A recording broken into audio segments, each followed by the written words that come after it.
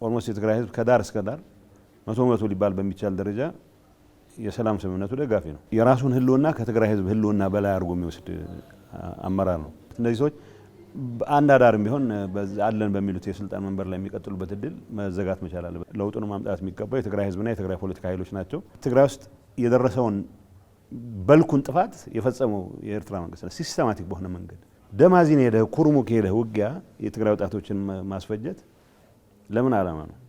ሰው ይሸጡ ነው። እነዚህ ሰዎች ነገ ከነገ ወዲያ አይ ስሪላንካ መልካም ገበያ ተገኝቷል ከተባለ ሰው ከመላክ ወደ ኋላ የሚመለሱ አሉ።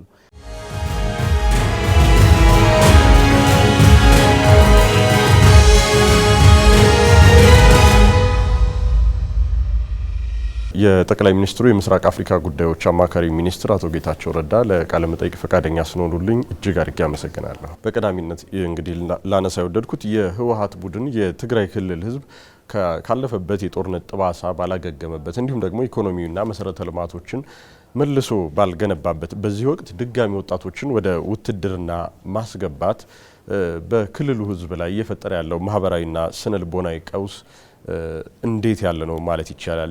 ይህ የጦርነት ናፋቂነት በትግራይ ህዝብ በተለይም ደግሞ አምራች ኃይል በሆኑት ወጣቶች ላይ እያደረሰ ያለው የሰብአዊ መብት ጥሰት በምን መልኩ ሊገለጽ የሚችል ነው?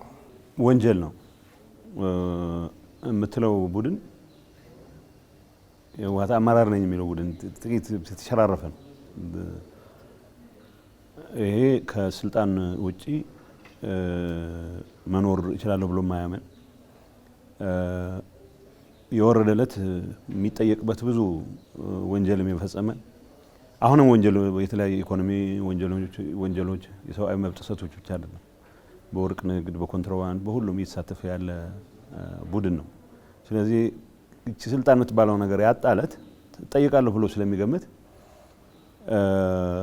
የራሱን ህልውና ከትግራይ ህዝብ ህልውና በላይ አድርጎ የሚወስድ አመራር ነው። እንትና አይሉም ይሉኝታም እኮ የለውም። አይ ድርጅቱ ቀድሞ መዳን አለበት ህዝቡ እንዲድን ነው የሚለው። አትሊስት በቋንቋ ደረጃ ህዝባችንን ለማዳን ነው የምንታገለው ምናምን አይልም። ስለዚህ ወጣት አስገድዶ ሰራዊት ውስጥ ሊያሰልፍ ሲሞክር ድርጅቱን ለማዳን ነው የሚለው። ድሮ ቢሆን ወጣቱ ነፃነቱን በደንብ ስላልተረዳው አስገድደን ነፃ እናደርገዋለን እያሉ ነው ያሉት ማለት ነው። እየሰሩት ያሉት የስነልቦና ስብራት ምናምን አይደለም እያስከተለ ያለው በትግራይ ህዝብ ላይ ህልውና አደጋ ነው እየፈጠረ ያለው። በአሁኑ ሰዓት የትግራይ ወጣት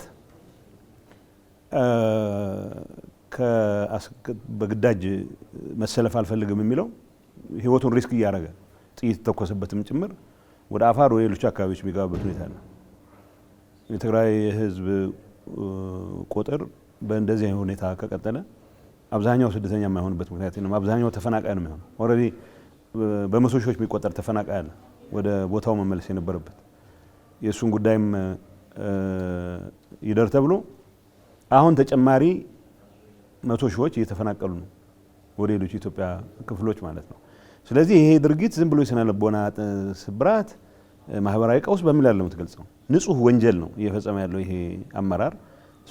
በዛ ልክ ነው መጠየቅም ያለበት፣ በዛ ልክም ነው ልንረዳው የሚገባው። እንዳልኩት የትግራይ ወጣት ይህን አመራር ጭምር ከሞት ያዳነው ወጣት ነው። አሁን ሰላሙን ነው ይፈልገው። የሰላም ስምምነት እኮ ሲፈረም በሰላማዊ መንገድ ዓላማችንን እናስፈጽማለን የሚል እምነት ስለታት ኦልሞስት የትግራይ ህዝብ ከዳር እስከ ዳር 100% ሊባል በሚቻል ደረጃ የሰላም ስምምነቱ ደጋፊ ነው። ግን የሰላም ስምምነቱ ጥቅሜን አደጋ ላይ ይጥላል ብሎ ያሰበ የወንጀለኞች ስብስብ ግን አሁንም ወጣትን እያስገደደ ሌላ ዙር ጦርነት ውስጥ ካልገባሁ እያለ ቀረርቶ የሚያሰማበት ሁኔታ ነው ያለው። ወንጀል መሆኑ ነው ሊሰመርበት የሚገባው። ወጣቶችን ለተለያዩ ወታደራዊ ግዳጆች አስገድዶ እንግዲህ ለጦርነት ለመማገድ ቡድኑ እየሰራ እንደሆነ ይታወቃልና ይህንን በተመለከተ ይህንን ቡድን ህገወጥ ድርጊቶችን በማስቆም ረገድ በተለይም የዓለም አቀፉ ማህበረሰብ ሚና ምን መሆን መቻል አለበት? እኔ ከምንም ነገር በላይ ከዓለም አቀፍ ማህበረሰብ ኦፍ ኮርስ በግልጽ መታየት የጀመሩ አሉ።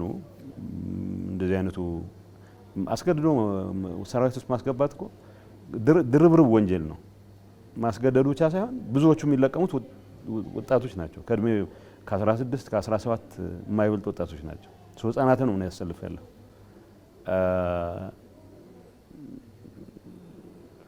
ዓለም አቀፍ ማህበረሰብ ይሄን ነገር ማወገዝ መቻል አለበት ምን ጥያቄ የለውም ግን ዋናው የዓለም አቀፍ ማህበረሰብ ተጽዕኖ አይመስለኝም ከሁሉም በላይ የትግራይ ወጣት ነው በዚህ ጉዳይ ላይ ጠንካራ አቋም በግልጽ ያያየን ነው ሬዚስት ያደርጋል በኃይል ለመያዝ በሚደረጉ እንቅስቃሴዎች በሚቻለው ደረጃ ይመክታል ግን በተደራጀ መልኩ መካሄድ መቻል አለበት እነዚህ ሰዎች አንድ አዳርም ቢሆን አለን በሚሉት የስልጣን መንበር ላይ የሚቀጥሉበት እድል መዘጋት መቻል አለበት የትግራይ ህዝብ አጀንዳ ነው በፌደራል መንግስትም በኩል መደረግ ያለበትን ከምንም ነገር ላይ ፌደራል መንግስቱ ኃላፊነት የትግራይ ህዝብ የፌዴሬሽኑ አካል ነው ኢትዮጵያዊ ነው የሚለውን ተቀብሎ ከእንደዚህ አይነቱ ስቃይ የሚላቀቅበት ሁኔታ በማፈላለግ ሁሉንም የፖለቲካ ኃይሎች በማስተባበር ወይ ከሁሉም ፖለቲካ ኃይሎች ጋር በቀናነት በመስራት ረገድ አስተዋጽኦ ማድረግ ይጠበቅበታል እኔ ፌደራል መንግስት ሰራዊት ልኮ ይሄን አድርጎ ይሄን አስወግድ የሚል አቋም አይደለም ያለኝ በዋናነት ግን ፌደራል መንግስት እስካሁን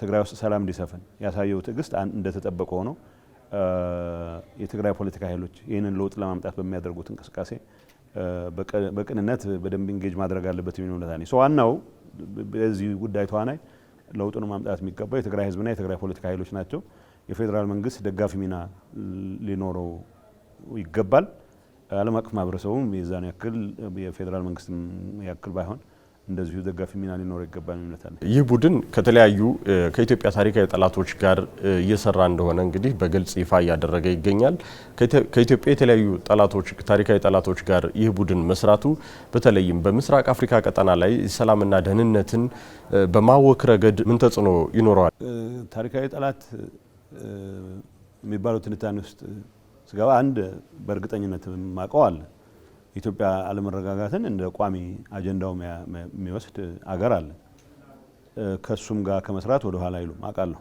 እየሰሩም ነው ግን ለምሳሌ ግብጽ በግልጽ ለመናገር ሁሉ ነገር በርካሽ መፈጸም ነው የሚፈልጉትና ይሄ ሰራዊት ልከው ትልልቅ ሚሳይሎች አግዘው ትልልቅ የጦር መሳሪያ አገዛ አድርገው ነው ለማድረግ ይፈልጉት $500,000 ወይ የሆነ ጸረ ታንክ SPG9 የሚባል ጸረ ታንክ ምናምን ሰጥተው አጋግለው እዚህ ውስጥ እንዲቀቀሉ ያደርጉና ኢትዮጵያ የምትተራመስበት አጀንዳ ኤርትራ ሴም ቲንግ ያደርጋል ኢሳያስ መንግስት እነዚህ ሰዎች እንጂ ትግራይ ውስጥ የደረሰውን በልኩን ጥፋት የፈጸመው የኤርትራ መንግስት ነው ሲስተማቲክ በሆነ መንገድ ትግራይን ማጥፋት አለብኝ ህወሓት ነው ወደ ኋላ የመለሰኝ ስለዚህ ትግራይን ወደ ኋላ መልሳታለሁ ብሎ የልማት ተቋማትን ደሊብሬትሊ ያፈረሰ ድርጅትና መንግስት ጋር ነው አብረው ይሰሩ ያሉት ለራሳቸው ህልውና ሲሉ የማያስይዙት ሀብት የለም እና የትግራይን ህዝብ ነው አሁን ኮላተራል እያስያዙ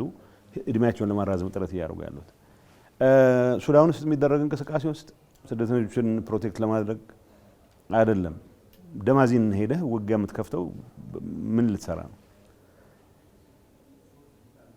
ሸረሪና በትዋጋ ሽመራው ትግራይ ልመለስ ብለህ ነው ደማዚን ሄደህ ኩርሙክ ሄደህ ውጊያ የትግራይ ወጣቶችን ማስፈጀት ለምን ዓላማ ነው ይሸጡ ነው እነዚህ ሰዎች ነገ ከነጎዳ አይ ስሪላንካ መልካም ገበያ ተገኝቷል ከተባለ ሰው ከመላክ ወደ ኋላ የሚመለሱ አሉ የነሱን የቡድን ህልውና እስካስቀጠለ ድረስ የትግራይ ህዝብ መቀመቅ ወረደ አልወረደ ደንታቸው አይደለም ይሄንም ብለው በግምት አይደለም ኤቭሪ ስቴፕ ኦፍ ዘ ዌይ ዛምራው ውስጥ ነው የነበርኩት ዲስጋስት ከሚያደርጉኝ ነገሮች አንዱ ቅድሚያ ለራስ ህልውና ለሊደርሺፕ ህልውና የሚሰጥ አስተሳሰብ ነው ፐርሚት የሚያደርገው ጠቅላላ ውሳኔዎች ሰራዊት የነበረ ወጣት ሰላሜን ነው የምፈልገው እንደማንኛውም ዩኒቨርሲቲ ገብቼ ኢንጂነር ሆኜ ሌላው አካባቢ የሚታየው ልማት ተቋራጭ መሆን ነው የምፈልገው በሚልበት ሰዓት እሱንም ያስገደድኩ የኔን ህልውና ለማረጋገጥ የሚያስችል ዘመቻ አካሄዳለሁ እያለ ያለ ሊደርሺፕ እኔ እንትን የለብኝም ይሄ የሚሸፋፈነው ነገር የለም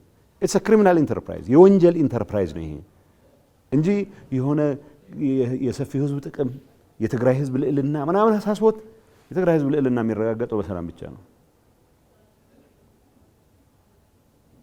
የኤርትራ ህዝብ ከ3 ምናምን ሚሊዮን ወደ 1 ምናምን ሚሊዮን ያወረደው በቃ ሁሉ ነገር በጦርነት ፈታለሁ የሚል መንግስት ስላለው ነው ሁሉን ወታደር አረጋለሁ የሚል መንግስት ስላለው ነው በስደት ይወጣል ይተኮሰበት ሳሃራ በረሃ አጋቾች እየያዙት ደምንም ብሎ አምልጦ አውሮፓ ገብቶ ድንገት ቤተሰቤን አግዛለሁ በሚል የአፍሪካ ትልቁ የስደተኛ ምንጭ ሀገር ሆኗል ኤርትራ። ትግራይ አሁን ሊተካው ነው በቅርብ ጊዜ።